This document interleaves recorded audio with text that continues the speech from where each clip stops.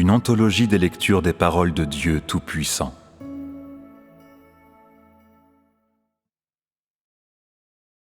Quelle est ta compréhension de Dieu ?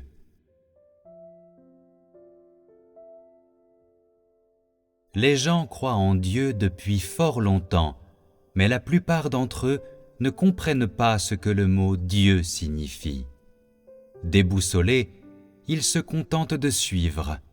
Ils ne savent pas du tout pourquoi l'homme doit croire en Dieu, ni ce qu'est Dieu. Si les gens savent seulement croire en Dieu et le suivre, mais pas ce qu'est Dieu et ne le comprennent pas, alors n'est-ce pas parfaitement risible ? Même si les gens sont parvenus jusqu'ici, ont été témoins de nombreux mystères célestes et ont été renseignés sur des connaissances très profondes que l'homme n'a jamais saisies auparavant, ils ignorent bon nombre des vérités les plus élémentaires que l'homme n'a jamais considérées.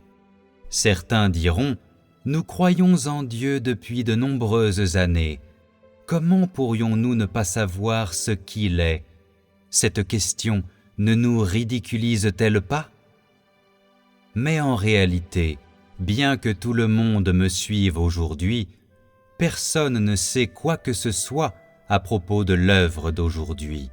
Les gens ne comprennent pas les questions même les plus simples et les plus faciles, et a fortiori les questions aussi complexes que celles qui traitent de Dieu.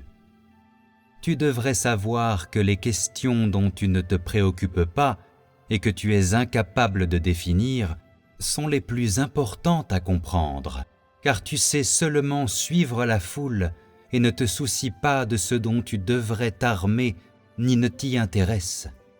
Sais-tu vraiment pourquoi tu devrais avoir foi en Dieu ? Sais-tu réellement ce que Dieu est ?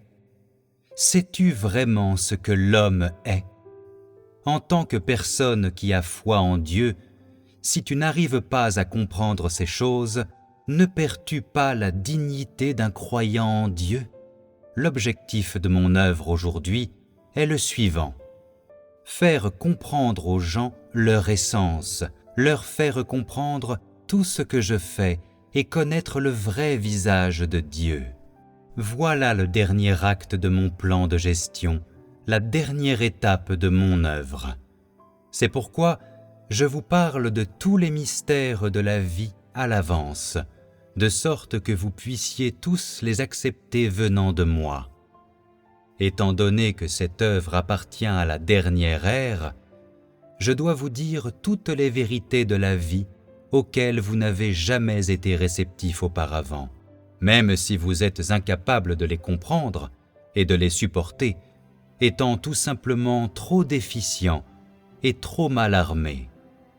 Je veux achever mon œuvre, terminer l'œuvre que j'ai à faire et vous parler de tout le mandat que je vous confie, afin d'éviter que vous ne vous égariez de nouveau et succombiez aux tromperies du malin quand les ténèbres viendront.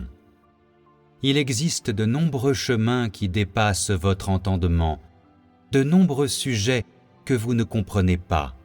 Vous êtes si ignorants. Je connais bien votre stature et vos défauts.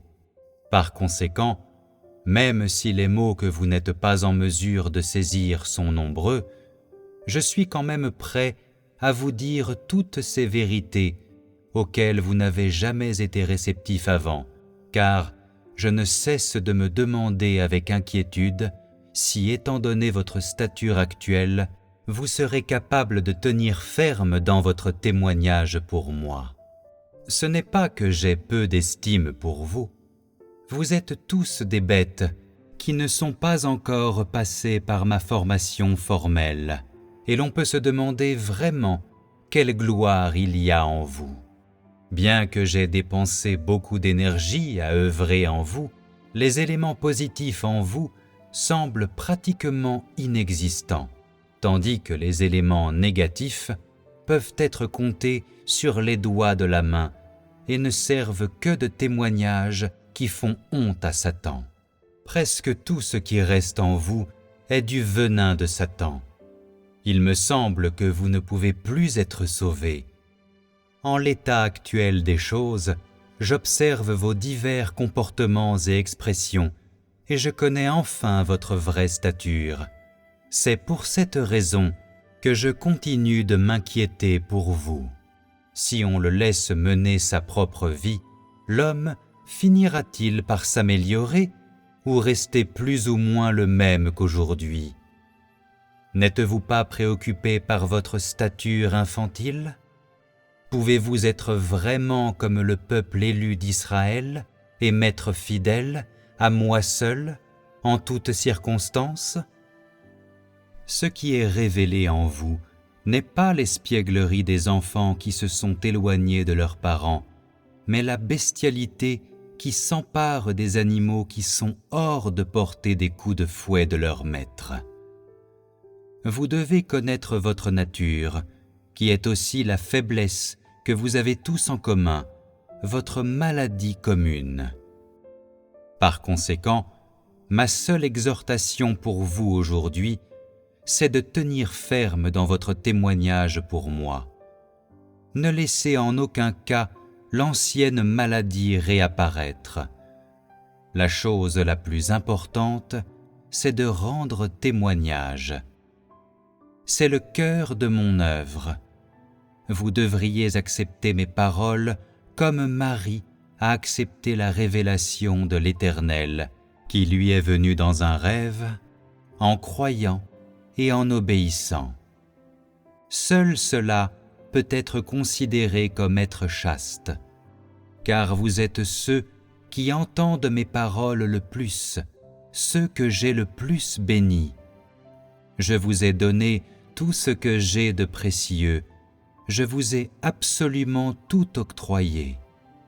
Pourtant, votre statut et celui du peuple d'Israël sont si différents, simplement aux antipodes.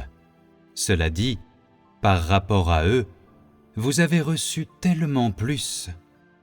Pendant qu'ils attendent désespérément mon apparition, vous passez d'agréables journées en ma compagnie, partageant mes richesses. Par comparaison, qu'est-ce qui vous donne le droit de râler, de vous quereller avec moi et d'exiger votre part de mes possessions? N'avez-vous pas assez gagné? Je vous donne tant, mais ce que vous me donnez en retour, ce n'est que tristesse et anxiété déchirante, ressentiment et mécontentement irrépressible. Vous êtes trop répugnant, mais vous suscitez également de la pitié. Par conséquent, je n'ai pas d'autre choix que de ravaler tout mon ressentiment et de vous adresser mes objections, encore et encore. Au cours des milliers d'années pendant lesquelles j'ai œuvré, je ne me suis jamais opposé à l'humanité, parce que j'ai découvert que, dans l'histoire du développement de l'humanité, les tromperies entre vous sont les seules choses auxquelles vous accordez tant de reconnaissance. Elles sont comme des héritages précieux qui vous ont été légués par de célèbres ancêtres des temps anciens. Que je déteste ces porcs et ces chiens de sous-hommes. Vous manquez trop de conscience. Votre caractère est trop indigne. Vos cœurs sont trop endurcis. Si j'avais apporté ces paroles et cette œuvre aux Israélites, j'aurais reçu la gloire depuis longtemps. Mais c'est impossible de l'obtenir de vous. Chez vous, il n'y a que cruelle négligence, sourde oreille et excuse.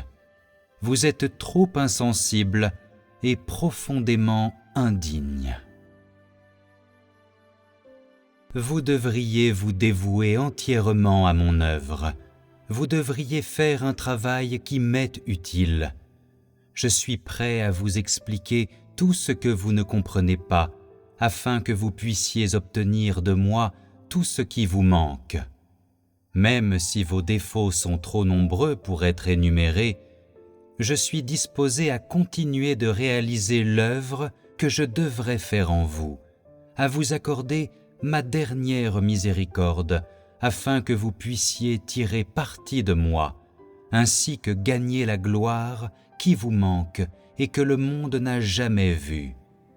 J'œuvre depuis tant d'années, mais aucun homme ne m'a jamais connu. Je veux vous dire des secrets que je n'ai jamais confiés à qui que ce soit. Parmi les hommes, j'étais l'esprit qu'ils ne pouvaient pas voir, l'esprit avec lequel ils ne pouvaient jamais entrer en contact. En raison des 3 étapes de mon œuvre sur terre, j'apparais au milieu d'eux à différents moments pour accomplir mon œuvre parmi eux. Je suis venu parmi les hommes pour la première fois au cours de l'ère de la rédemption. Bien sûr, je suis venu dans une famille juive. Les premiers à voir la venue de Dieu sur terre étaient donc le peuple juif. La raison pour laquelle j'ai accompli personnellement cette œuvre est que je voulais utiliser ma chair incarnée comme sacrifice d'expiation pour mon œuvre de rédemption. Alors, les premiers à me voir ont été les Juifs de l'ère de la grâce. C'était la première fois que j'œuvrais dans la chair. À l'ère du règne, mon œuvre consiste à conquérir et à perfectionner. Ainsi, j'accomplis encore l'œuvre consistant à paître dans la chair. C'est la 2e fois que j'œuvre dans la chair. Au cours des 2 dernières étapes de l'œuvre, les gens n'entrent plus en contact avec l'esprit invisible et intouchable, mais avec une personne qui est l'esprit réalisé en chair. Par conséquent, aux yeux de l'homme, je redeviens humain, sans aucun air ni aspect de Dieu. En outre, le Dieu que les gens voient n'est pas seulement homme, mais il est aussi femme, ce qui leur paraît très étonnant et troublant. À maintes reprises, mon œuvre extraordinaire a brisé les anciennes idées qui avaient cours depuis des siècles. Les gens sont stupéfaits. Dieu n'est pas seulement le Saint-Esprit, l'Esprit 7 fois intensifié, l'Esprit qui englobe tout, mais il est aussi humain, un humain ordinaire, un humain exceptionnellement ordinaire. Il n'est pas seulement homme, mais aussi femme. Ils sont semblables, dans le sens où ils sont tous deux nés de l'homme, et différents, dans le sens où l'un est conçu du Saint-Esprit et l'autre est né d'un être humain, mais provient directement de l'Esprit. Ils sont semblables dans le sens où les 2 chairs incarnées de Dieu accomplissent l'œuvre de Dieu le Père, et différents dans le sens où l'un accomplit l'œuvre de la rédemption et l'autre l'œuvre de la conquête. Tous 2 représentent Dieu le Père, mais l'un est le Rédempteur, débordant de bonté et de miséricorde, tandis que l'autre est le Dieu de la justice, empli de colère et de jugement. L'un est le commandant suprême qui a lancé l'œuvre de la rédemption, tandis que l'autre est le Dieu juste qui accomplit l'œuvre de la conquête. L'un est le début, l'autre la fin. L'un est la chair sans péché, l'autre est la chair qui termine la rédemption, continue l'œuvre et n'appartient jamais au péché. Ils sont tous 2 le même esprit, mais ils habitent des chairs différentes, sont nés à des endroits différents et sont séparés par plusieurs milliers d'années. Pourtant, leurs œuvres sont mutuellement complémentaires, jamais divergentes, et peuvent être évoquées dans le même souffle. Ils sont tous 2 des personnes, mais l'un était un petit garçon et l'autre était une petite fille. Pendant ces nombreuses années, les gens n'ont pas seulement vu l'esprit ou un humain, un homme, mais aussi beaucoup de choses qui ne cadrent pas avec les notions humaines. Les humains ne sont donc jamais en mesure de me comprendre entièrement. Ils continuent de croire en moi à moitié, de douter de moi à moitié, comme si j'existais bel et bien, tout en étant un rêve irréel. C'est pourquoi, à ce jour, ils ne savent toujours pas ce que Dieu est. Peux-tu vraiment me résumer en une simple phrase? Oses-tu vraiment dire que Jésus n'est nul autre que Dieu et que Dieu n'est nul autre que Jésus? As-tu réellement l'audace de dire que Dieu n'est nul autre que l'Esprit et que l'Esprit n'est nul autre que Dieu? Peux-tu dire sans hésitation que Dieu est juste une personne vêtue de chair? As-tu vraiment le courage d'affirmer que l'image de Jésus est simplement la grande image de Dieu? Es-tu en mesure d'expliquer en détail le tempérament et l'image de Dieu avec ton éloquence? Oses-tu réellement dire que Dieu créa l'homme seulement, pas la femme, à sa propre image? Si tu l'affirmes, alors aucune femme ne ferait partie de mes élus, et les femmes constitueraient encore moins un genre au sein de l'humanité. Maintenant, sais-tu vraiment ce que Dieu est? Dieu est-il un humain? Dieu est-il un esprit? Dieu est-il réellement un homme? Jésus est-il le seul à pouvoir achever l'œuvre que je dois réaliser? Si tu choisis seulement l'un des éléments ci-dessus pour résumer mon essence, alors tu seras un fidèle croyant excessivement ignorant. Si j'œuvrais comme chair incarnée une et une seule fois, me circonscrirais-tu? Peux-tu vraiment me comprendre entièrement d'un seul coup d'œil? Peux-tu vraiment me résumer entièrement à partir de ce que tu as vu de ton vivant? Si je réalisais des œuvres similaires lors de mes 2 incarnations, comment me percevrais-tu? Me laisserais-tu crucifié pour toujours? Dieu peut-il être aussi simple que tu l'affirmes? Bien que votre foi soit très sincère, aucun de vous n'est capable de rendre pleinement compte de moi. Aucun de vous n'est capable de rendre entièrement témoignage de tous les faits que vous voyez. Pensez-y. Aujourd'hui, la plupart d'entre vous sont négligents dans leurs devoirs, cherchant plutôt la chair, assouvissant la chair et jouissant goulûment de la chair. Vous détenez peu de vérité. Comment pouvez-vous alors rendre témoignage de tout ce que vous avez vu? Êtes-vous réellement persuadé que vous pouvez être mes témoins? Si un jour tu es incapable de témoigner de tout ce que tu as vu aujourd'hui, alors tu auras perdu la fonction d'un être créé. Il n'y aura aucun sens à ton existence. Tu ne seras pas digne d'être un humain. On pourrait même dire que tu ne seras pas humain.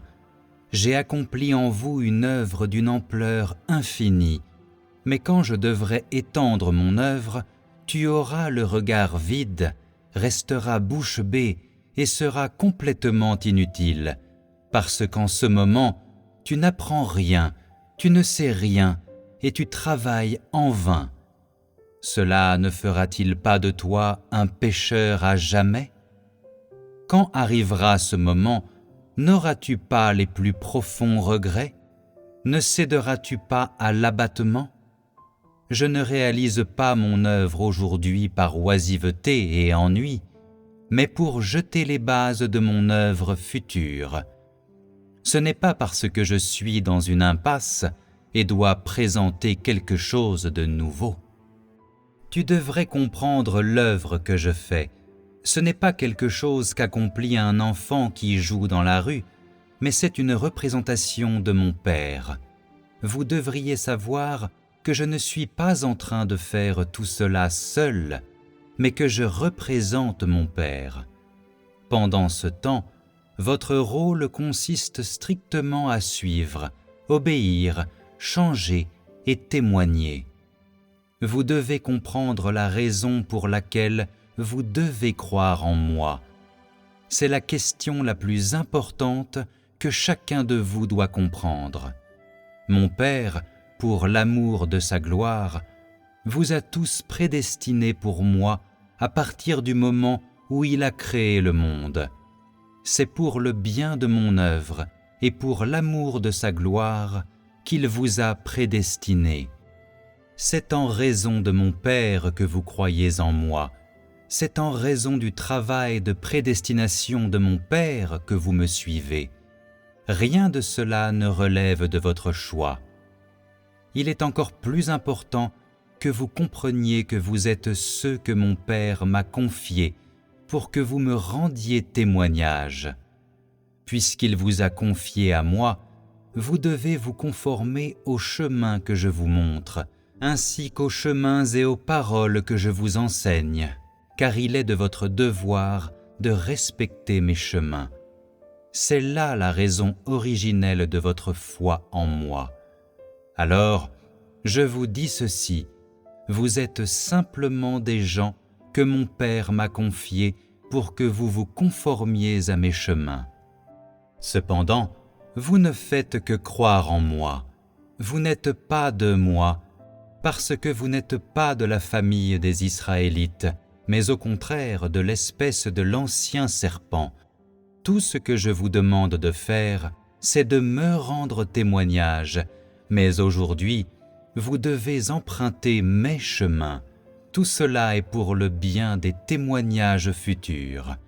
Si vous fonctionnez seulement comme des personnes qui écoutent mes chemins, alors vous n'aurez aucune valeur, et le fait que mon Père vous a confiés à moi perdra son sens. J'insiste sur ce point. Vous devez emprunter mes chemins.